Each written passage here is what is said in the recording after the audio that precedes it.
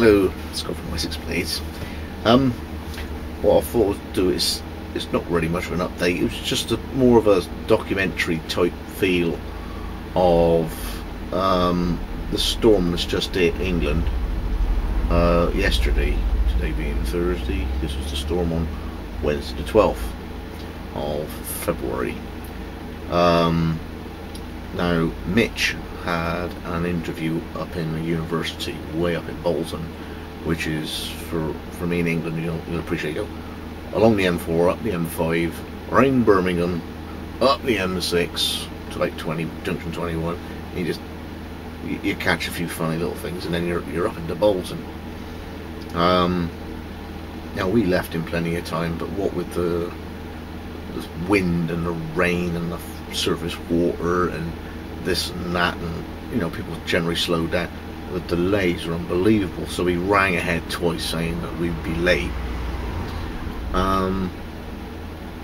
because Mitch was pretty keen on this course.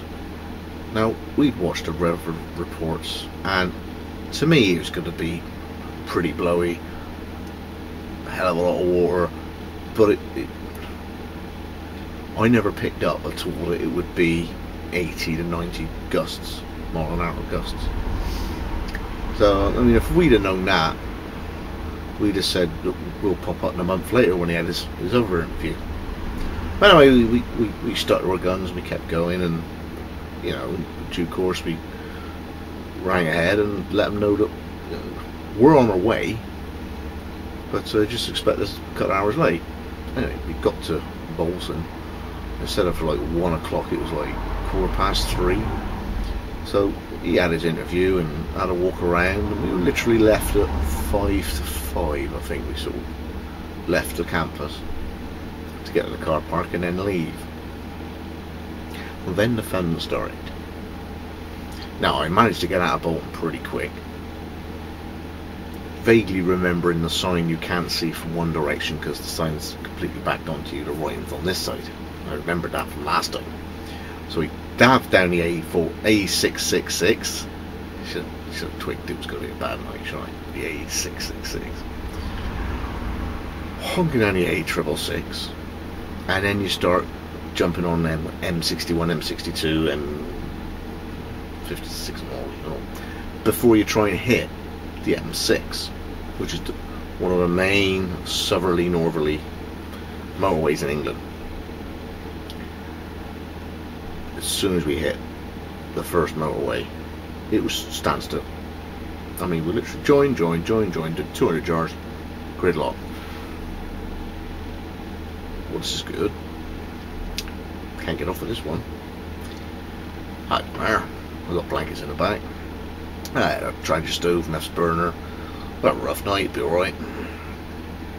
Hour and a half later, as it starts to crawl forward, the old glow plug light started going, so I'm on like get home mode as well.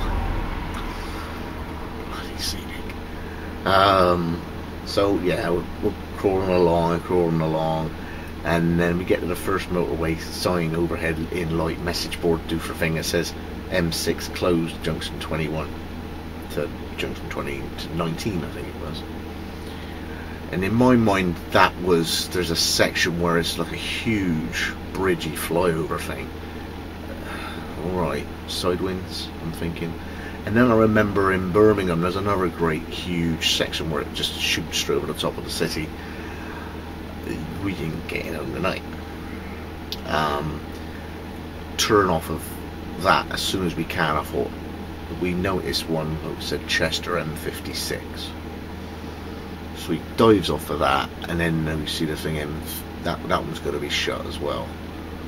Okay, so the next exit ramp, we thought, well, dive up here, and we get approaching it, and it's completely gridlocked, static.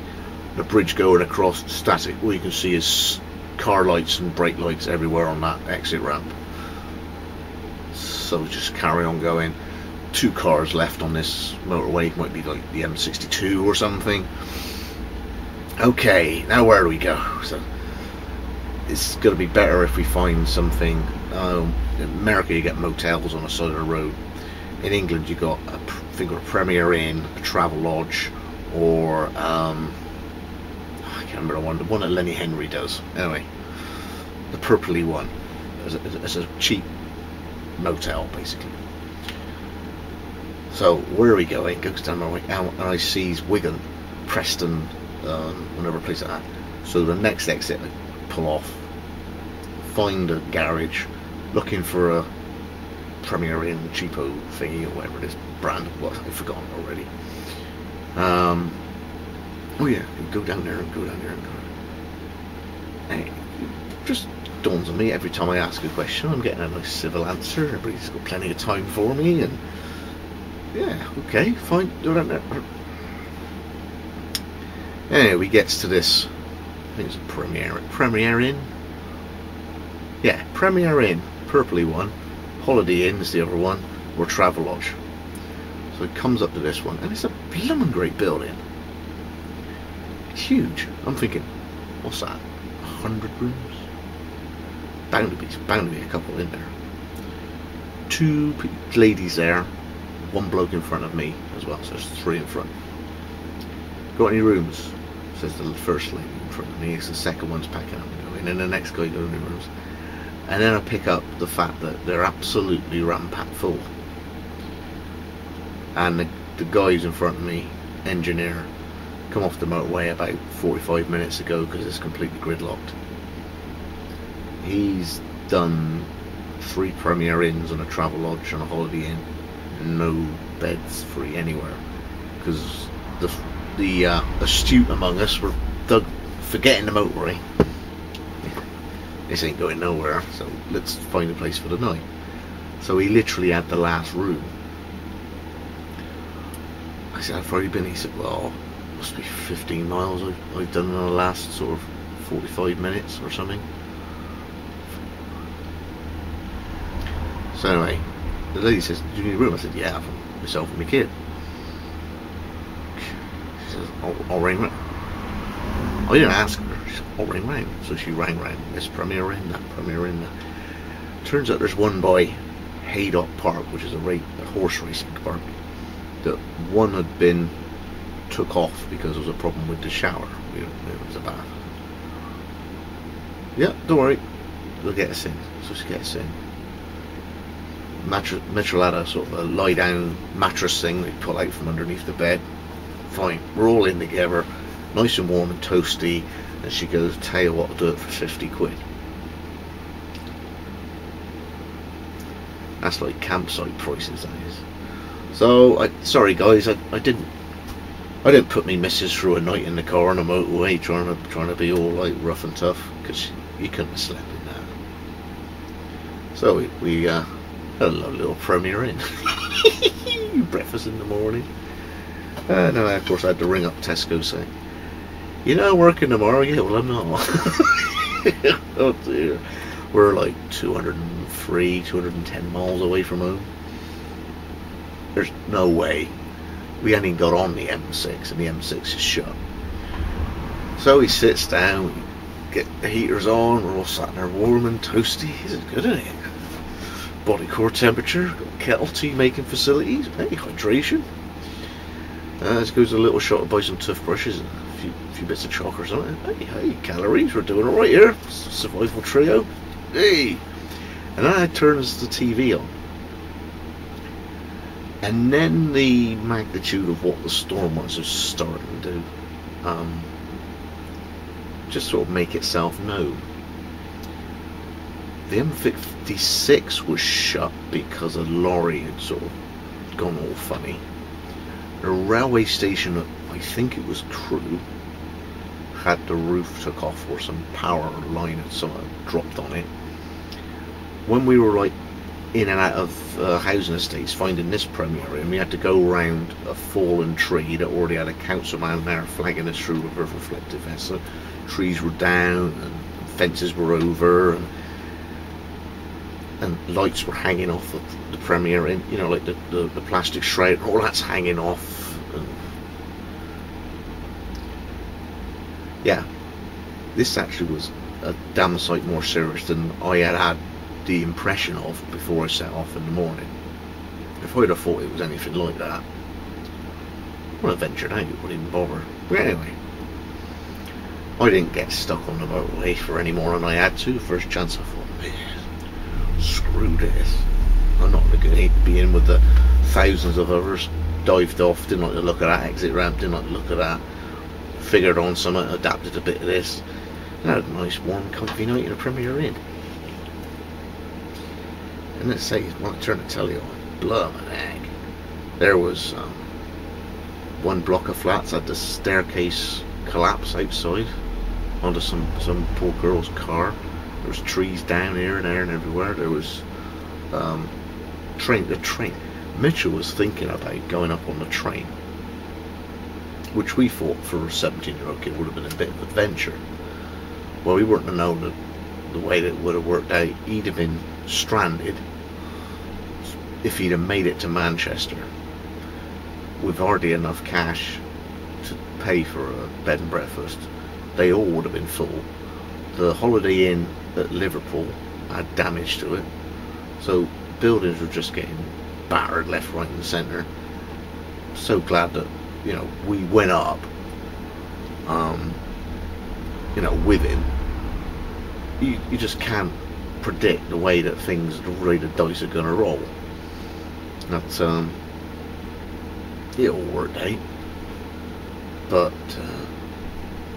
never picked up from the weatherman just how bad that bloody storm was going to be. Now we got 2 more coming. I'm staying home. So it was a bit quiet last night on YouTube front because I was tucked up warm in bed. I'll tag some footage on the back of this as to the news reports that we saw, and yeah, pretty pokey storm, but we're alright. It's got the Wessex blades. Took the easy way out, didn't I? That's what you got to do. See you next one. Elsewhere, the wind caused damage and disruption on the roads. Mercifully, the driver of this car in South Manchester wasn't in the vehicle when it was crushed. The M62 motorway was closed to high-sided vehicles, this lorry getting into trouble on the Trans-Pennine route. And there was significant disruption on the railways, with cancellations on the West Coast Main Line and Crewe Station evacuated due to building damage.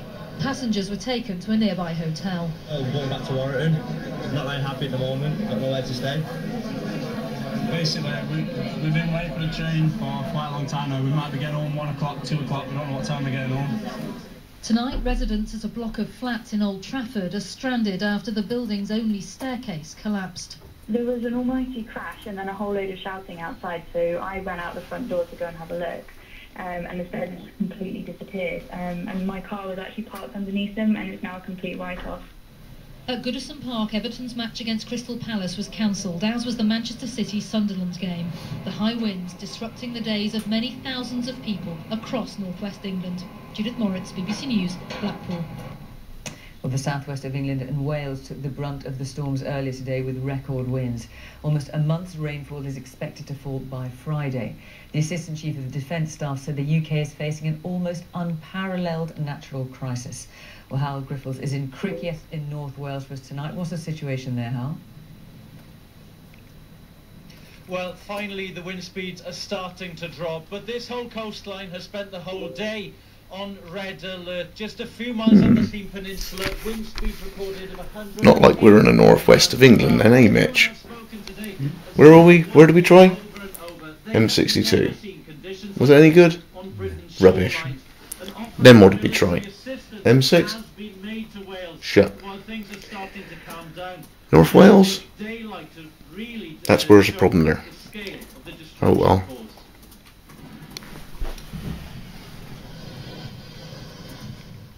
What will nature throw at us next? As hurricane conditions reached West Wales, they triggered sandstorms and carried heavy rain, leaving nowhere to hide. I'm over 60 years old. I haven't seen anything like this, like it's been since Christmas. We haven't had a break-up, really. It's been day after day. Dozens of schools were forced to close their doors. Few wanted to hang around to see what would happen. Horrendous! It's the worst weather I've ever worked in. It's really bad. The 3 o'clock children have gone home and they were coming out crying. The sand was hurting them. John Dunn decided to evacuate his home. The caravans on the site he runs at risk have been blown away. It feels as though I'm in the middle of a nightmare and somebody's going to pinch me and wake me up. But I know that's not going to happen. This is how it is. The gales have now started hitting the coastline. Heat wind speeds would be considered extraordinary out on the open sea. But what makes it exceptional is they're hitting the land. The result was fallen trees and mangled power lines, leaving nearly 100,000 properties across Wales, the southwest and the Midlands without power. These exceptional conditions have swept around Britain's coastline. At Lyme Regis, the waves grew with every hour. Over in Ireland,